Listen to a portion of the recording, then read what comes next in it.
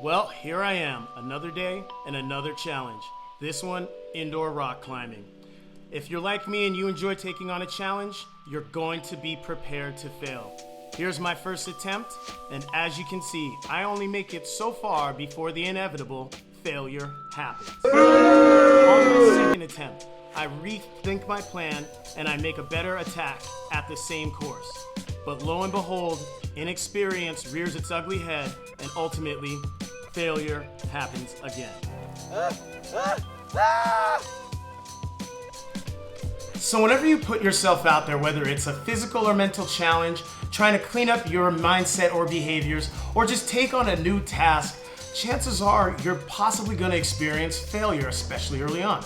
Now, this isn't meant to scare you at all. In fact, what I'm going to be going over today in this video are two of the crucial lessons that we gain when we experience failure.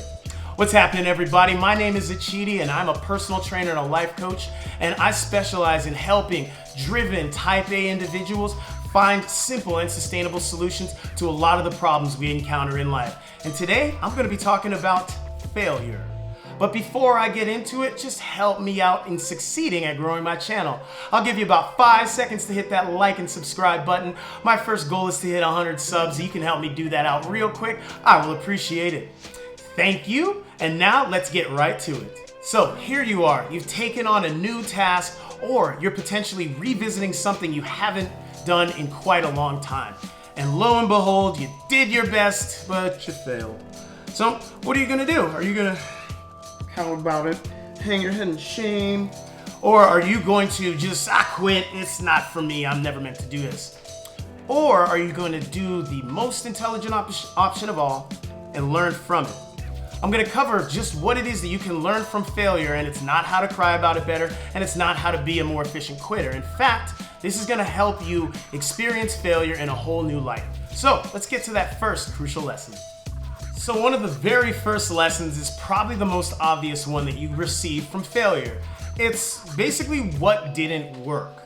When you do something and it doesn't work, you shouldn't just blindly go back to doing it that same way. You should look at what worked and do that again, and then don't do what didn't work.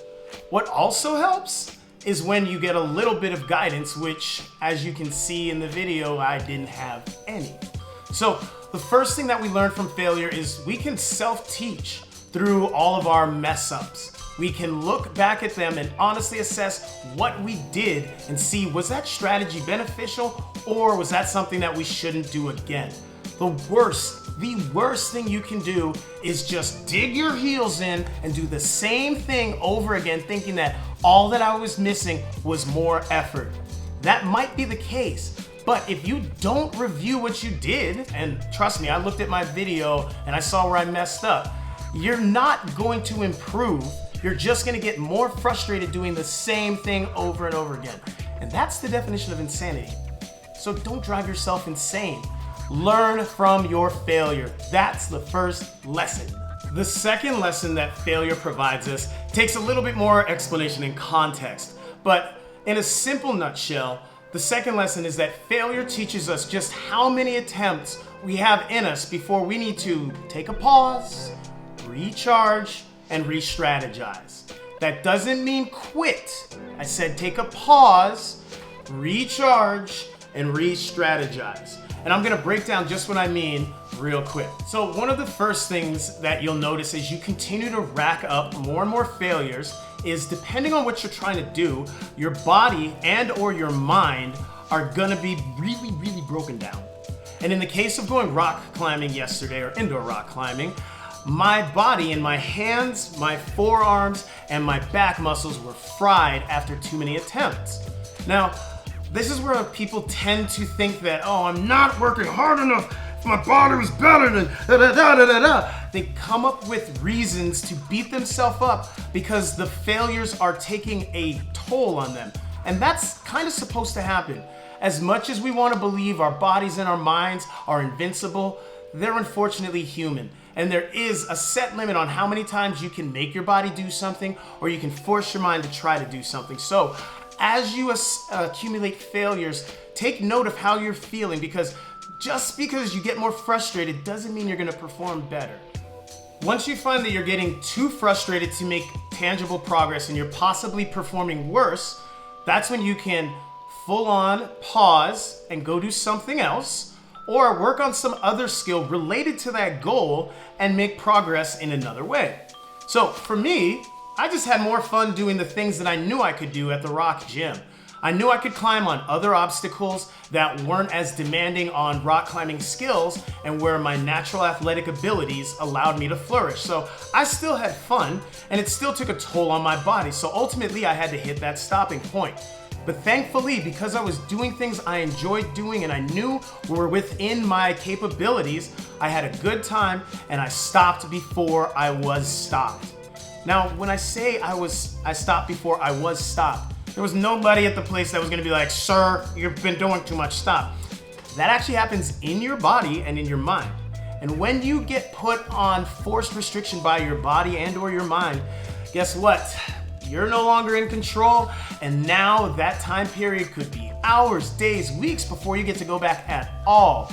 So that second lesson of not letting yourself just continue to beat your body and mind up relentlessly is what you need to learn.